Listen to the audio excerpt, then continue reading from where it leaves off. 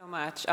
One of the questions that I really wanted to put to our panelists is in particular how you go about preparing for a conference and how to get the most out of a conference. And because I'm the moderator and I have the mic now, I would like to say a few words about how I prepare for a conference.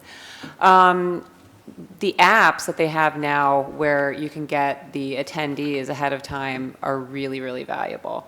You may not always be able to get a digital list of attendees, but if you can get in the app and if you can see who's going to be there, do reach out to people to set up meetings. When you look at the program, read the speaker bios. Look for things you have in common with them. Maybe you went to the same school. Maybe you worked at the same company or you live in the same place. It gives you an opening to approach them. Try to meet the keynote speakers. It's fantastic to have the kind of access to phenomenal speakers that the annual meeting programming committee brings to us. Make sure that you're making the most out of the networking time that is available. Don't forget about the exhibitors. When I started as an acquisitions editor originally, the best advice I got from one of my colleagues was go around and meet the other people in the exhibit hall. It's going to go quiet in here. You're going to see these people at conferences for the next 5 or 10 years, of your life. You're all going to change jobs, but you're going to appear at the same conferences. And to be able to return, to the same event year after year or other events and see some friendly faces in the exhibit hall can really be a boon. Collect business cards. Business cards are a little bit, passé these days, some folks say. At the end of the day, it reminds me who I talked to and where I did and who did I promise to introduce or to send a copy of an article. And do review the attendee list or the app again on the way home from the conference. It's not always possible to get someone's business card. You may just get their first name and remember that they worked at OUP. You see them on the attendee list, mark them off, link in with them. If you ever want to impress me, because I'm a LinkedIn addict, ask me to link in with you before I can ask you. And that goes to the top of my list every time. But how do you guys prepare for a conference? Go ahead, yeah. I would echo many things. And also I wanted to pick up something that David said too. So I'm going to loop back to that about making the most of professional development in this context of getting grants to go to conferences specifically, because that was my task by Heather. Again, researching the apps, everything that you can do to look ahead. And there's 2 ways to prepare for a conference. One is the networking. When you're advanced in your career, you're going to meet everyone. And I think that the one thing, of course, you're going to research everyone who's speaking and you're going to get to know the people that are in the conference. But the thing that Heather said too about meeting the exhibitors, just seeing everyone in the ecosystem is a very wise observation, because it shows that you're looking outside of your path, that you're there as an audience member or a customer for the conference, but that you're actually engaging with it as a professional part of the community. And those relationships you do. I mean, I've struck up several conversations. Okay, a little bit of hyperbole. Sometimes Energizer Bunny goes a little bit hyperbolic, but it's a thing. So that's one thing, but also to research ahead of time, be prepared for what you want to learn. So there's 2 levels, and again, when you're in entry level, you may be there really to learn. You may be there to really get information. This may be the first exposure to a lot of things. So really taking time to study the conference program and plan what you're going to do. And that's where I started when I went to my first conferences too. And I wanted to loop back to that, as long as I've touched on everything I have, because I would just be echoing everything that Heather said. Make the most of, as David said, make the most of professional development opportunities within your organization. So tying these together, one of my first, how many people are in the university press community? I'm going to embarrass myself. So you know this about me. You may know this about me. So I was a professional development grant winner, early grant winner to attend my first AAUP. And one of the requirements when you attend a conference is to write up your experiences, right? To summarize what you got out of it for the community to give back. I thought, well, I'm going to write up every single session I go to. That's like 20, right? That's a lot of sessions throughout a week. And I'm going to blog on it in live time, in real time, and deliver that to the community. And yeah, that was something. And that was making the most of that opportunity. And the reason I mention this, not because it was a big deal. It kind of was. There was some sensation. I don't know if anyone remembers that far back. That was almost 4 or 5 years back. But, and there was a huge spike in traffic, and I got lots of attention. I came up on lots of radars. There was interesting things that came out of that. But when I did it, I had a lot of trepidation. I said, I'm being an idiot. No one wants to hear what I have to say. This is silly. You know, I'm blogging on everything. And I had that feeling. I said, this is something I'm being really dorky about, and this is dumb, and I shouldn't do it. And so I knew I should. You know, I did it anyways, and I committed to it, and I went through it, and there was absolutely no one telling me to do that. There was absolutely no precedent for it. No one's done it since because they know better, because that's a lot of writing to do in real time, and some of it wasn't in real time. I had to catch it up afterwards. But that's making the most of an opportunity, and then when you do that, you have that as credibility that they're going to give you another opportunity. So when I applied for another professional development grant, and I pointed to this kind of behavior, they said, this is someone who's really going to be valuable for us, and it gives back. It pays dividends in return. So I wanted to touch on both those things related to preparing for a conference. Hope that wasn't too much of an extrapolation. Yeah. Well, and I'd say it's something that's maybe a little more oriented to being a woman. When I go to conferences, we used to get printed attendee lists, and in addition to getting business cards, I would annotate the list, and I would put things like whatever conversations we'd had. You know, so it would say Marilyn McSweeney, MIT Libraries, and I'd write H for husband, Ted. You know, whether they had kids. I mean, what we'd talked about. I would put that down while it was fresh in my mind. And, you know, if there were things, I would keep a list of things I'd promised, like things I said I'd send people and stuff, that was separate. But on the attendee list, I'd put down the stuff so it would jog my memory. Or, you know, if somebody told me, complimented my earrings, you know, something that would help me remember that person, a physical description, something about their family. And then going to the same conference the next year, I would have that in my prior year's folder. I would take it out and I would read it on the plane. So when I got to the conference, it would sort of be fresh in my mind who I might see, you know, and people were so impressed that I remembered them. And if my memory were really excellent, I wouldn't have needed to do that, but my memory's only like medium good. And, you know, so it was a little exo memory for me. And, you know, so I guess I started going to NASIG in 1987, and by 1990, I was the president. Because I knew everybody, and I was nice to everybody, and I would introduce them to each other, and I would put them on committees, and, you know, so, I mean, that's something that worked for me. And I still kind of do this for this meeting. I've got my SSP travel folder with all my travel arrangements, and then I've got last year's attendee list, and my list where I go through the app, I see who's going to be there, and I make a list of people I want to see. So sometimes I make appointments. Mostly I leave my appointments for actual business contacts, you know, doing business. But I have a list of people I just want to touch base with. And I check them off. It's like, okay, I've seen them. Who haven't I seen yet? Lois. Where's Lois? You know, and maybe I'll text her and say, you know, are you here? Can I meet you at the coffee break or something? And it just helps me sort of stay organized and keep those contacts fresh. But I also really enjoy introducing people. You know, Laura Ricci, who's the program co-chair this year, I met when she was working for Outsell and was speaking at an In-Phase conference. And nobody talked to her. She gave this great talk, you know, first thing in the morning, a couple more sessions, break for lunch, and she's on her own. Well, I cannot bear to see a speaker ignored. It's just bad manners. So I grabbed her and said, you know, do you want to get lunch with me? And it turned out she lived in Boston too. I invited her to be in BWIN, and there are a lot of BWIN people who are very active in SSP, so we got her into SSP. But those are, you know, you figure out, here's somebody who's bright, has a lot to offer. SSP would benefit from connecting her, and she would benefit from being an SSP.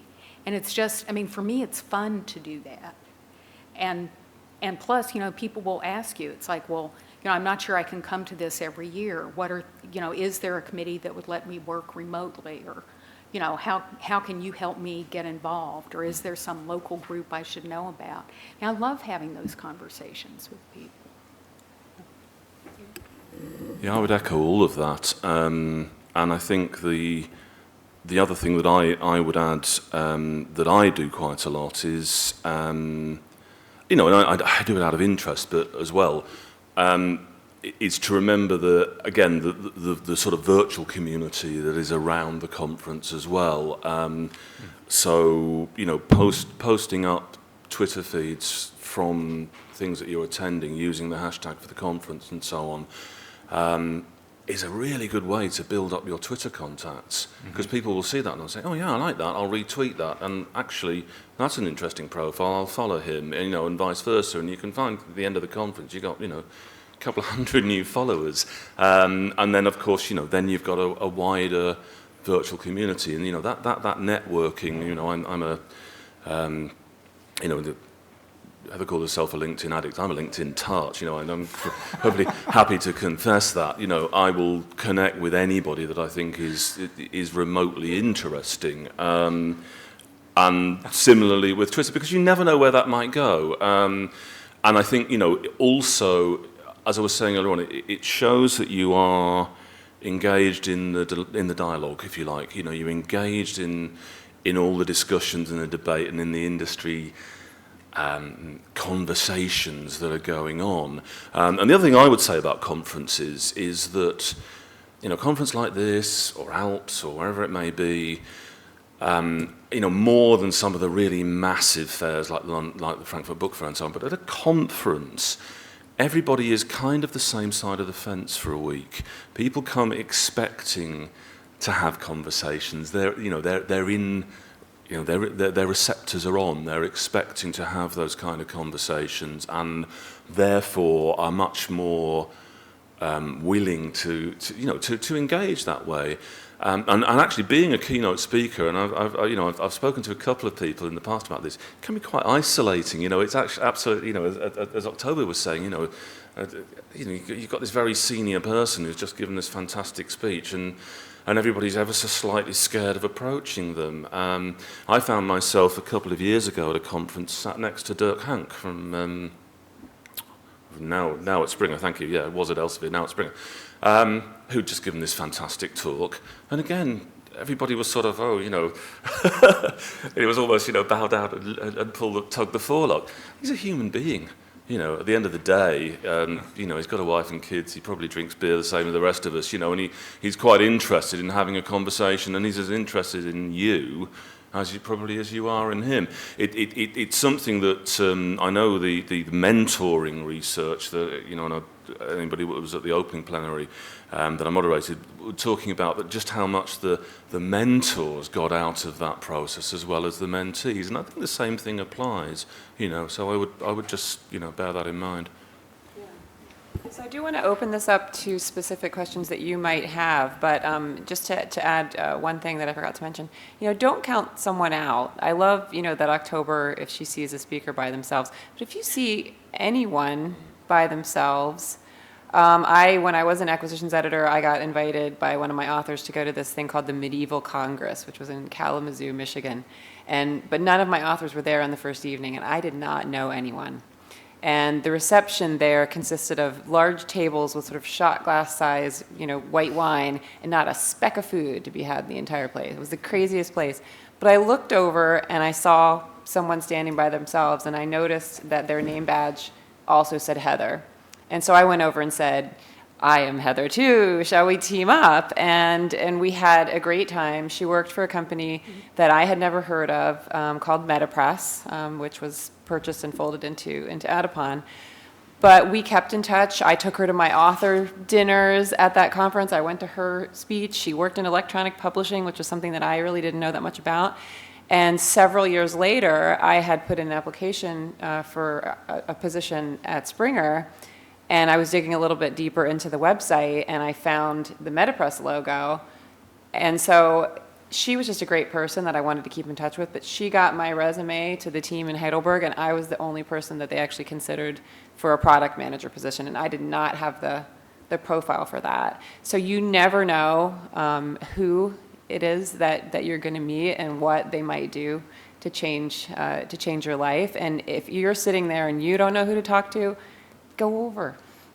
Take a chance. It's been amazing, and some of the connections that you made. I absolutely agree. It's like the first time I took the Myers-Briggs, I was like borderline introvert, extrovert. I can be extroverted. It has to be the right size group. I'm sort of comfortable, but if I'm in a new group, it's really hard for me. So I can spot that. I can spot the people who are kind of hanging back and not engaging, and I know what it's like, how, difficult it is to be in a new situation. You don't know who you should talk to, or you've tried talking to one person and they walked off, and then you're just paralyzed. But,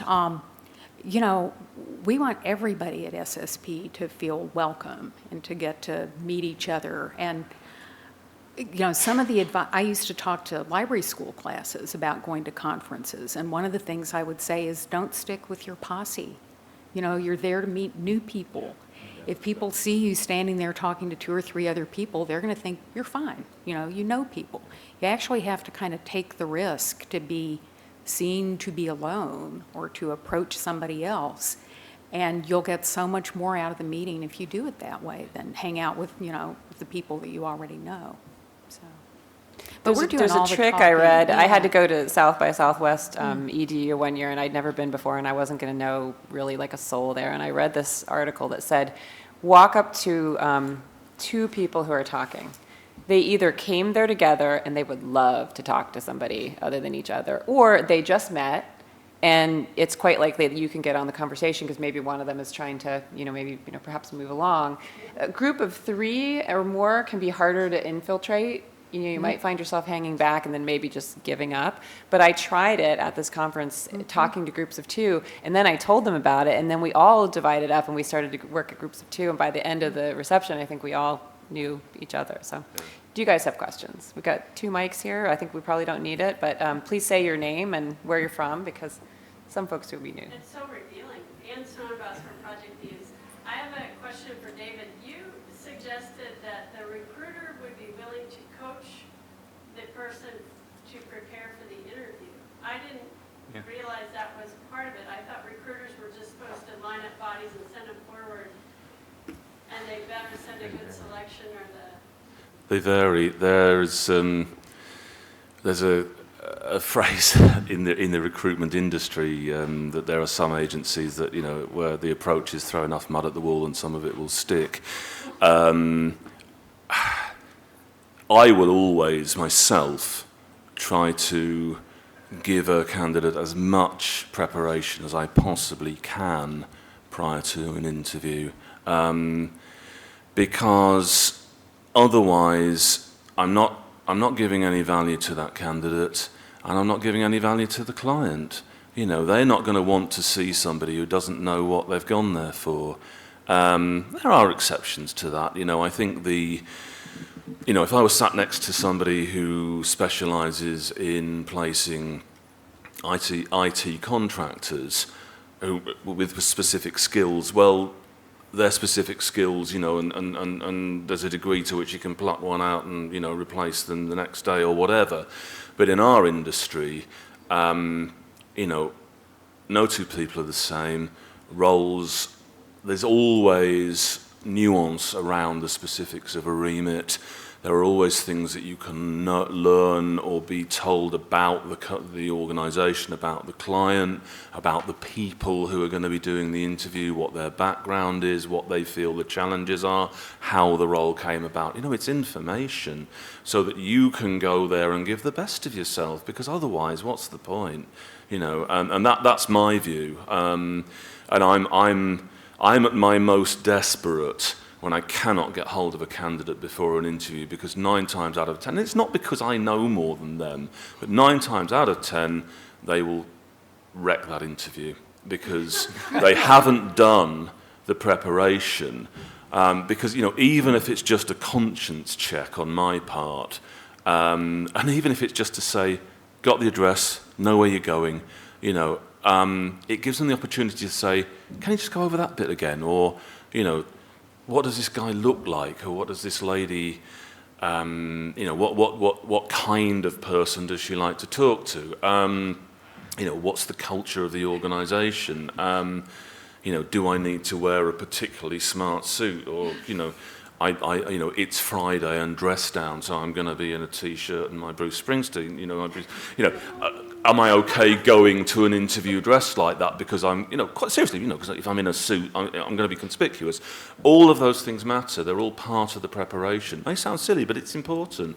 And also because I'm a broker of that relationship. So the more that I can develop the relationship with a candidate, hopefully the more helpful I can be to them and to the client in positioning that candidate as the person that they're going to see, and why. So I don't know whether that answers the question, but the sort of CV machine, I absolutely hate that. I hate it. I always have done. Regrettably, there are clients who will go to the lowest common denominator in terms of how they work with a recruiter, and their expectations will not be any higher than that. So engaging with them is actually very difficult. Now that I work for myself, I push back on those clients. If that's the way they're going to work, I don't work with them, because I can't add value. And if I can't add value, I'm not doing my job, I'm not earning my money. Well, we're dying to hear more questions from you. Adam? Yeah. Mm-hmm. Yeah. Mm-hmm. So, one of the things I wish I knew when I was much younger, in October, you touched on it a little bit, but I was curious to get the panel's thoughts on the unfortunate reality of politics. I don't know if I'm any better at those type of workplace politics than I was when I was younger, but at least I'm aware of them. As opposed to being completely oblivious, and how to navigate that, because it's really tricky. And you told the story about the person having a problem with the supervisor who went up the ladder. No. So I was just wondering what your thoughts on that were. Well, in general, it can be really tricky. And, I had situations earlier on in my career where I had a real conflict with a coworker, and the supervisor wouldn't do anything about it. We didn't have, so it was really difficult. I felt like this woman was sort of sabotaging some of my work. I couldn't prove it. I was pretty sure I was right, and I have a huge self-righteous streak. I was darn sure I was right, and I really didn't know what to do about it. And having people with more experience that you can talk to, I mean, in that particular situation, we had a good HR person who could sort of coach and give you ideas. But don't try to handle it by yourself would be my advice.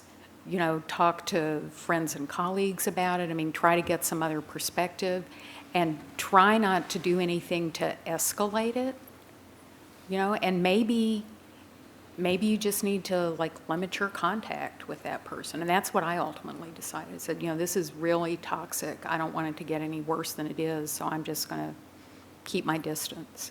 So. I think I'm thinking more along the lines of office politics in terms of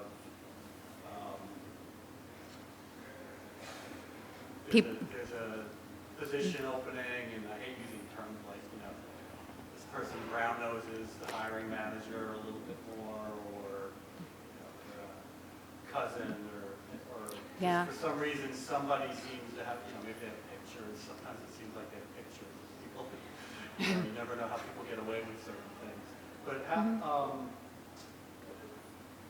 not that what you said is not valid, but that's more along the lines of what I was thinking. Right. Well, it is tricky, and it depends on the size of the organization. It's like one lesson I learned with one of my .coms is I will never, ever work for a family-owned organization again. Been there, done that. Yeah. I mean, the CEO had his wife in the C-suite, and his son was one of the managers, and of course, they could do no wrong.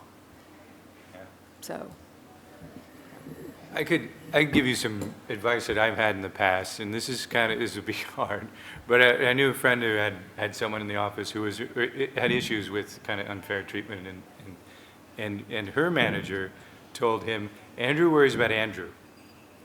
And that's really, that sounds negative, but if you're doing everything that you're managing your own career and your own objectives, and you're behaving positively to create value, you should be able to push through that. And it should be part of what you do to push through it, is really you play your game as best you can. Now, that's not going to solve all problems, but the reason I say it is because if it's caught you and you get into a loop about it, or if someone does, or if some of your friends do, or any peers that are caught in a loop of that this person's getting, oops, I'm glad I finished that. If this person's getting that and that person's that, then you're not playing your game. Then you're not playing your own, you're not improving yourself the way you need to. So if it shakes you out of your focus, then that's on you. So you got to focus and stay progressing on what you want to do. Now, that's not going to solve everything, but don't ever let it take you out of your game. Would be my advice, generally.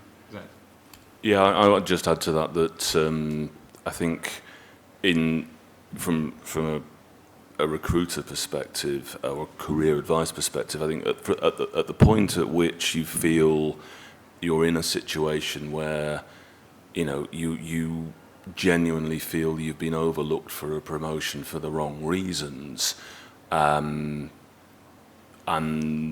there's not necessarily, the politics are such that you can't necessarily do very much about that. That's probably the time to start looking elsewhere. But that's on you. But that's on you. That's your decision, exactly. Yeah. But it's exactly as Peter was saying. That's the point at which to say. But what I would add to that, however, is that another thing that I didn't put up on my myriad slides, but when you are talking to that next potential employer, it's very important to be as positive as possible about what you have been doing and about, and you can be honest about, because they were bound to say, well, why do you want to leave your current position? And I think you can say, well, really, a way of saying, well, actually, because my line manager has just hired his wife into this position, and the 18-year-old is ready to step up when she moves on, or whatever. The way of saying that is, well, actually, I've hit a bit of a ceiling. I'm good at what I do. Aren't really the opportunities. No one's going anywhere for some time, so it really is time to move on, and that's the way to put it. But I think it is important, not to be negative about that scenario. So I would just add that caveat. We had another question. I was just Tara Kelly over the Science Journal, I was just going to speak a little bit to the being passed over or not getting the recognition that you would expect. I have a really hard time, because of being a little bit of an introvert-extrovert combo like yourself, with really speaking out about being disappointed or not speaking to the right people. Speaking to just my friend next door in the next door cubicle, and not going to my supervisor or even her boss and saying, look, I was really expecting that. I was part of this team. You promoted 2 people from the team, and I wasn't included or recognized in any way. Yeah. And that opened some doors for me. That opened the next Good for you. promotion that came up. They said, well, we pegged you for this promotion, and Yeah. want you to do this. And that's why you do have to advocate for Right. yourself. And there's one thing I'll throw in there. So kudos to you and well done, and everyone should take a lesson from that, because it's speaking up. However you're speaking up, if it's reacting to a situation that was wrong, or proactively anticipating things and speaking up for yourself, there's the same animal. It's being proactive, and so good for you. And it does take that. You don't go anywhere. People won't do it for you. This is one advice I got.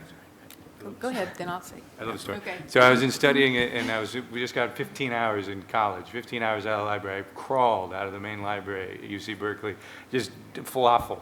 That's all I had in my head, falafel. I just needed falafel. I had books and just falafel, and I went to the diner, and I was like, falafel. And the guy looked at me, he said, you study hard? I'm like, I don't need this crap from you right now. I just need a falafel out of you. But he said, good, because no one will do it for you. And that's it. He was right. And I was like, okay, that's good. Can I really, interject really one want thing my falafel. before October? Okay. There are things you should do ahead of time. Yeah, Don't yeah. wait until the situation comes up. Always make sure that there are people within the company who know what you do. Right. Yeah. There's And that not you're just ready. one person that knows Right. what you do. Try to know what every part of the organization does. Be curious. Yeah. You want to make sure that you have a system in place for when something comes up, like that. And, I had a boss that, always did, manage up, manage down, manage sideways. And I'd just be like, what the heck do you possibly mean? But it is, really critical to manage relationships, because if your boss leaves, suddenly you could find yourself in a precarious situation. And so don't wait until the problem comes up. Try to, build these foundations and these relationships ahead of time, because that will help And you can set expectations in your performance evaluation. It's like goals for the next year and things like that. You can just make certain people know. It's like, I think I'm ready to move up.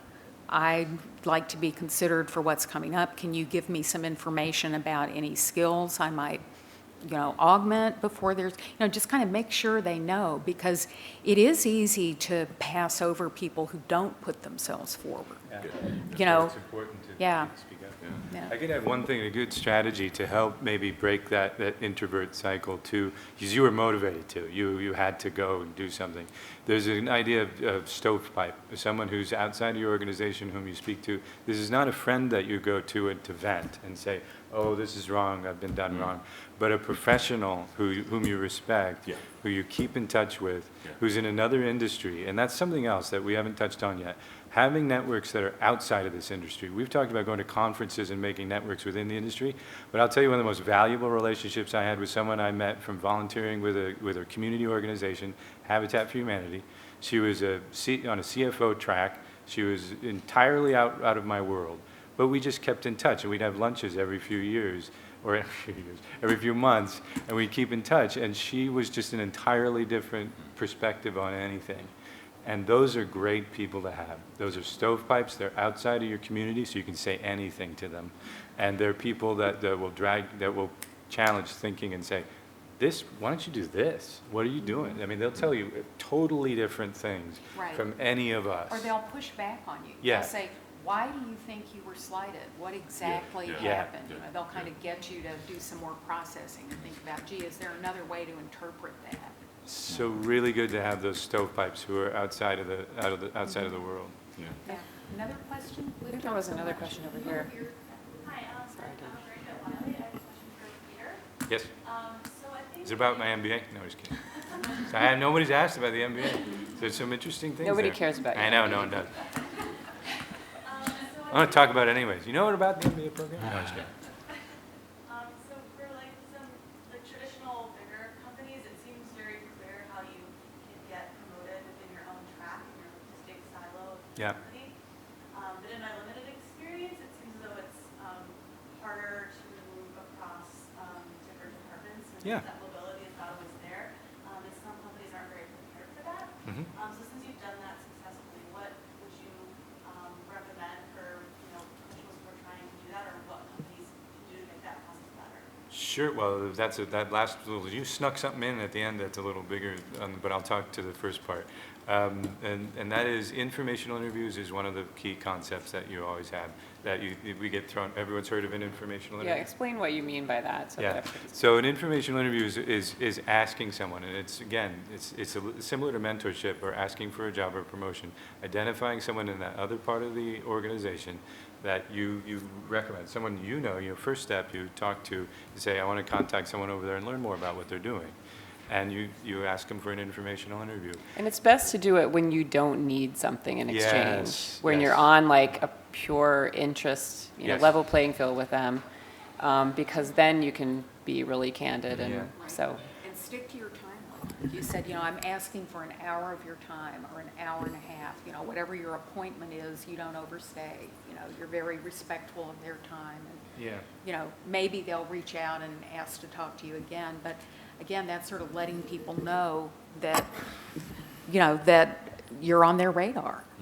And something we started doing at UNC Chapel Hill, the library had maybe 200 employees, 14 branch libraries. It was, not huge, but good sized. And when I was on the staff development committee, we started doing departmental open houses. So a department on a Friday afternoon would host an open house. They'd have cookies and punch, and it would be advertised in the staff newsletter, and you could go meet the people there. And they tell you, like, here's our org chart, because I love org charts. So, here's our org chart. Here's who's in the department. And people would kind of be at their workstation, and you could go around and talk to them, and they tell you what they did, what they liked best. And you'd find out what jobs were coming open and things like that. And it took us quite a while to get through everybody who wanted to host an open house. But it was a great way of meeting people in other parts, and especially across divisions, the technical services division and the public services division and stuff like that. So, people are so flattered by your interest. Yeah. I mean, it kind of never ceases to amaze me that people will make time for you if they possibly can. And if you've made the step of saying, I want to talk to you because of this, here's what I've learned about you, or here's what I think about your department, 9 times out of 10, people are going to respond. Yeah, and I'll just add, there's a perfect way to do it. You just ask for a time and you say respectfully, quick email, these are some dates. When would be a good time to talk? I want to talk to you about this, and be very clear. And the reason I wanted to mention it is because, a little secret about MBA programs, see, I got it back in there. This is an entire track of an MBA that is about professional development. It's about how to handle these situations and how to groom yourself and how to be groomed. And you have full faculty who just talk you through all of this stuff. So you won't know about this unless you go out and find these programs, and you don't have to go for an MBA. But I'll circle back to your question, because we didn't touch on it. What can organizations do? Find out. You might already have things in Wiley that are built for this kind of, I want to move around the corporation. I mean, there's all kinds of high potential programs that'll say, we're going to circuit you through 1 year in this department, another year in this department, and another year in this department. I mean, that's what I did for myself.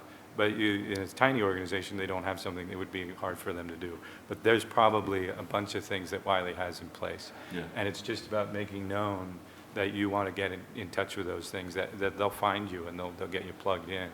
And I'll say, well, one last thing. Everything we said about conferences, think about that for your place of employ.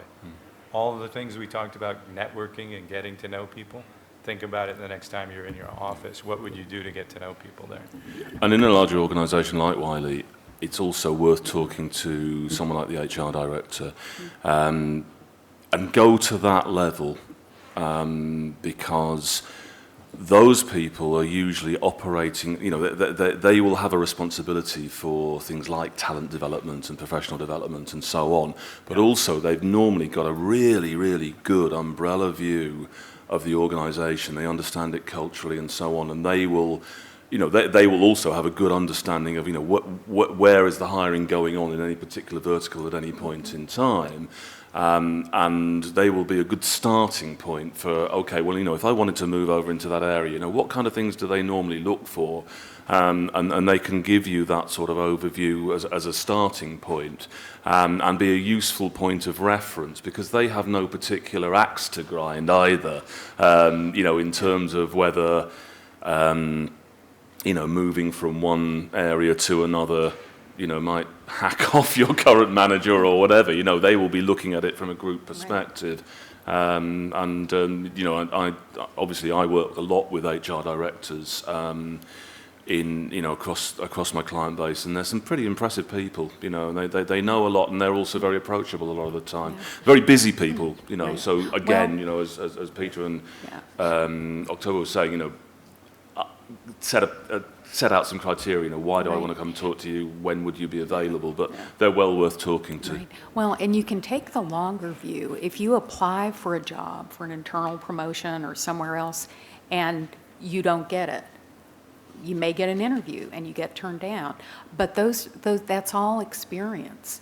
So, you know, I know of so many situations where somebody applied for a job, didn't get it, 6 months later, they get a call back. Yeah. We have this different position open. Yeah. You know, you were our runner-up. You weren't the exact match for that, but we'd like to talk to you about this one. So, you know, you always want to look at it as, what can I learn doing this? And when you do interviews, like research interviews, you're taught to, you don't start with your top candidates.